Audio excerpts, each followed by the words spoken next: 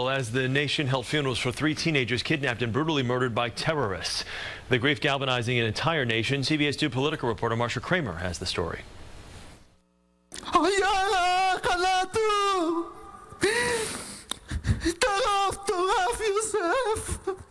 The words were in Hebrew, but the grief needed no translation as thousands of Israelis gathered to bury the 3 Israeli teenagers kidnapped then killed by members of the Hamas terrorist group. Ayal Yifrah, 19, Gilad Sha'ar, 16, and Naftali Frankel, a 16-year-old with dual American-Israeli citizenship with family in Brooklyn, mourned first at 3 separate funerals in their hometowns, then buried together, side by side at a cemetery in Modi'in between Jerusalem and Tel Aviv. Malcolm Hoenlein, executive director of the Conference of Presidents of Major Jewish Organizations in Israel, to mourn.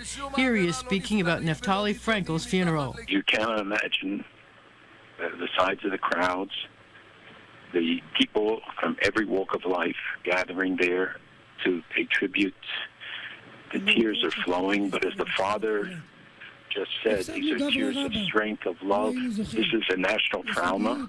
I've never seen people come together in such a dramatic way. Hoenlein says that in mourning the loss of these young lives, there is also anger.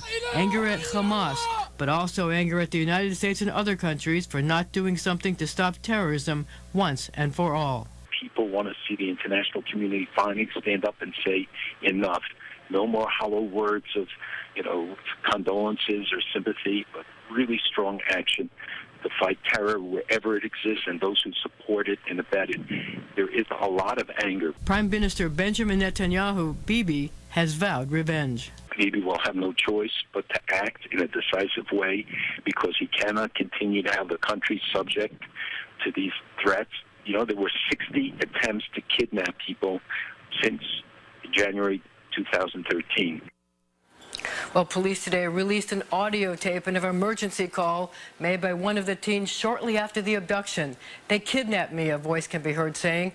Then they were shouting, "Head down." There's been sporadic rocket fire as Israel considers what to do. Now, one proposal is to build a new West Bank settlement in memory of the 3 teens. Others have proposed a large-scale military operation in Gaza and to begin using the death penalty against Palestinian militants. Diane?